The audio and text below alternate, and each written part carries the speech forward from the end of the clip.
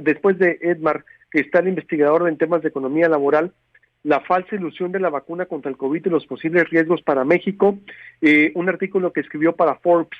¿Cómo estás, Edmar? Buenos días. Hola, buen día, ¿cómo estás? Muy bien. Bien, gusto saludar. ¿Sí me escuchas bien? Sí, te escucho perfecto. Platícanos, por favor, tu artículo. ¿De qué se trata esta falsa ilusión?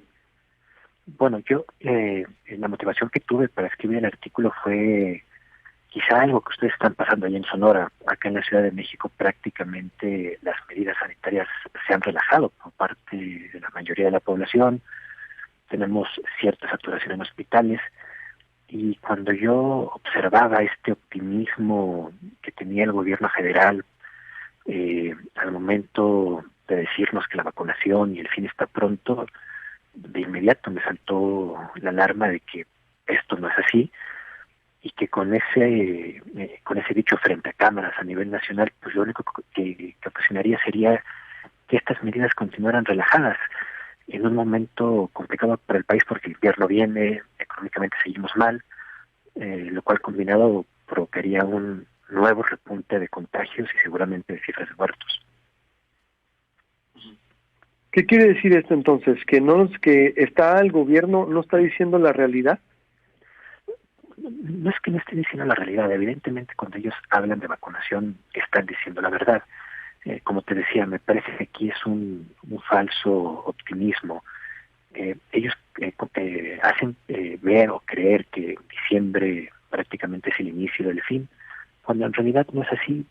Usando las mismas cifras del gobierno federal, pues aproximadamente serán vacunadas solo en diciembre unas 125, 130,000 personas, lo cual es insuficiente si pensamos, por ejemplo, en que el sector salud, tanto público como privado en México, tiene aproximadamente a 700,000 personas trabajando.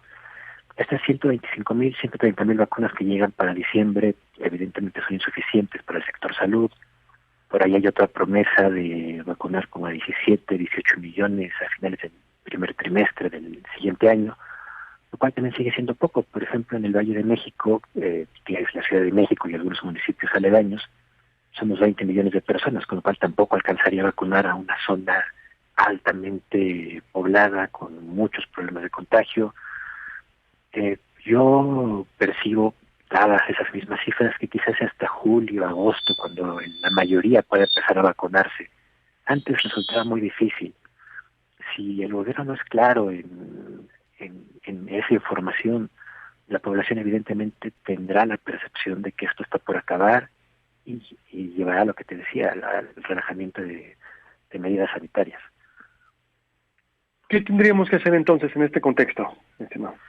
Bueno, yo creo que hay una responsabilidad tanto del gobierno federal como de la ciudadanía. El gobierno federal tiene que ser más claro en la comunicación que tiene con el resto, bueno, con todo el país. Ser claro en los momentos en que llegarán las vacunas, ser claros en que la vacuna no tiene un 100% de efectividad, ser claros en que no todos se van a vacunar al mismo momento, que será de forma gradual, y la población evidentemente ser responsable en el sentido de quedarse en casa si es que esa población lo puede hacer, continuar usando el cubrebocas, distanciamiento social. Me parece que es una responsabilidad compartida que tiene que ser llevada a cabo. Híjola, y es lo que menos que está siendo claro. ¿Viste ahora el mensaje del presidente? Sí, hoy por la mañana el que presentaba un decálogo y me dio la impresión de que ya estaba un poco más apegado a esta realidad. Sí, exactamente. Sí, sin mencionar este tema de las cifras en torno a las vacunas, lo cual está mal, pero me dio gusto verlo ya quizá un poco más centrado en el problema que tenemos.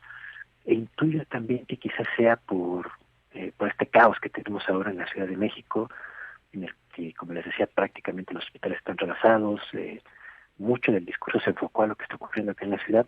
Por eso incluso esta promesa de nuevas 500 camas la siguiente semana y este decálogo que creo que viene bien siempre y cuando se informe de la manera adecuada. Me dio gusto ver esa parte. Sí, es decir, y de alguna manera, pues tarde, ¿no? Pero por lo menos más vale tarde que nunca, pudiéramos decir. Sí, es tarde, pero bueno, el invierno en México comienza, entonces quizás sea el momento adecuado. tarde, pero bueno, puede servir. Puede servir. Bueno, y aparte la vacuna también, o con qué te quedas del presidente, porque me llamó la atención que dijo, bueno, no podemos nosotros reprimir, no queremos ser autoritarios, pero les pedimos que no salgan. Bueno, esa parte está bien. Yo diría Que no se reúnan, ¿no? Ajá, yo diría que este discurso tiene como una parte buena y una parte mala. La parte buena es este mensaje de, bueno, los que se pueden quedar en casa, quédense en casa, los que no tengan que reunirse, no se reúnan. Yo creo que eso se aplaude. La otra parte que no comparto y nunca he compartido es que en cualquier país, independientemente cuál sea, no se puede privilegiar la libertad individual sobre el bien común. Yo no puedo poner en riesgo a mi comunidad por el simple hecho de querer ejercer mi libertad al no usar un cubrebocas, por ejemplo. Creo que esa parte no la han terminado de explicar muy bien. No puedo poner mis preferencias por encima del bien común, y es lo que ha estado ocurriendo en muchas partes del país con este tema. Sí, totalmente de acuerdo. Además, con la vacuna, llegan el 15, retomando de diciembre, mi estimado, Ajá. y los primeros a vacunar es el sector salud. Sí, por supuesto, Por tienen ejemplo. que ser ellos. Sí, claro. Sí, tienen que ser ellos. Es un sector que está completamente fatigado, cansado. Ellos nos están salvando a nosotros. Todas las vacunas que lleguen, por lo menos en los primeros 3 o 4 meses, tienen que ser para ellos. Y después empezar a buscar a otra población de riesgo. No se pueden ser quizá personas mayores con enfermedades degenerativas, tal vez niños que son como de alto contagio, y el resto nos tocará quizá hasta junio y julio. Veo muy complicado que sea antes. Híjola. Conclusión entonces, ¿hacia dónde iríamos con con este artículo que pues está muy comentado ahí, y por eso quisimos invitarte, la falsa ilusión de la vacuna contra el COVID y los posibles riesgos para México, por los gobiernos del mundo, ¿no? Que comienzan a anunciar planes de vacunación. De hecho, Reino Unido empieza el lunes, ¿verdad? Con Pfizer, por ejemplo. Sí. Sí, bueno, yo creo que tendría como varias conclusiones. La primera sería que evidentemente la población, independientemente de lo que el gobierno federal o los gobiernos locales quieran tomar una postura mucho más responsable, los gobiernos locales y federal ser más claros en la comunicación que tienen, en el manejo de la pandemia y en la vacunación. Y la otra puede ser como una reflexión a mediano plazo, y sería el cómo trasladar, el cómo planear este proceso de vacunación, que es mucho más complejo que lo que vemos en febrero y marzo con esas campañas nacionales de vacunación, por cómo están hechas las vacunas. Tampoco perdamos de vista que la posibilidad de que un lote se pueda perder en traslado o en la implementación de la vacuna es algo factible. Y ahí también podemos quizá perder algunas dosis. No es con un afán catastrofista ni alarmista, pero a veces es bueno tener estas luces encendidas, dado que pueden hacer que la población genere un plan B o se vuelva un poco más responsable, de la misma manera que el gobierno federal y los gobiernos locales. ¿Y qué pudiera ser ese plan B? Perdón, no te escuché esta última parte. ¿Qué pudiera ser ese plan B, te digo, que se pudiera generar desde ahorita? Bueno, evidentemente el gobierno federal tiene, o tenía ya desde hace algunas semanas, porque no es algo que se planee pronto, empezar a trabajar en un plan de cómo va a vacunar, cómo va a distribuir, cómo va a trasladar las vacunas. Por lo que ha dicho, no solo hoy, sino en días anteriores, el presidente, me da la impresión de que no han trabajado mucho en eso. Y tampoco han trabajado a partir de que las dosis que se compraron, a pesar de que cubren casi al total del país, no es al total del país y no resultan del todo suficientes. Si ustedes ven las cifras, por ejemplo, que compró Canadá o Reino Unido o Estados Unidos, son dosis que les ayudan a vacunar a 7 veces a su población. Compraron demasiado, pero compraron demasiado por esto mismo que te comentaba. La posibilidad de que un lote se pierda es alta y es factible.